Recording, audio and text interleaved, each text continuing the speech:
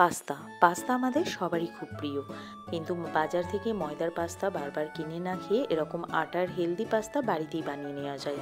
যার জন্য প্রথমে 1 কাপ আটা আর একটা ডিম দিয়ে ভালো করে মেখে 10 থেকে 15 মিনিট রেস্টিং টাইম দেবো।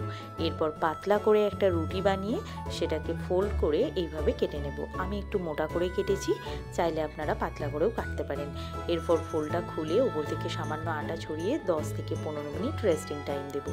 2 কাপ জল, তার মধ্যে লবণ আর সাদা তেল দিয়ে ফুটিয়ে পাস্তাগুলো দিয়ে 5 থেকে 6 মিনিট ফুটিয়ে স্ট্রেন করে নেব। এবার ক্রিমি পাস্তার জন্য একটা গ্রেভি বানাবো। তার জন্য আমি এখানে কড়াইয়ের মধ্যে সাদা তেল, রসুন কুচি, পেঁয়াজ কুচি, টমেটো কুচি আর ছানা দিয়ে ভালো করে মিক্সিতে ব্লেন্ড করে নিয়েছি। এরপর বাটার, রসুন কুচি দিয়ে ভালো করে ভেজে সেই ব্লেন্ড করা গ্রেভিটা দিয়ে তাতে 1 চামচ টমেটো কেচাপ দিয়ে খুব ভালো করে গ্রেভিটা কষিয়ে নেব। এরপর pasta, oregano, chilli flakes, butter দিয়ে গরম গরম ক্রিমি পাস্তা সার্ভ করুন।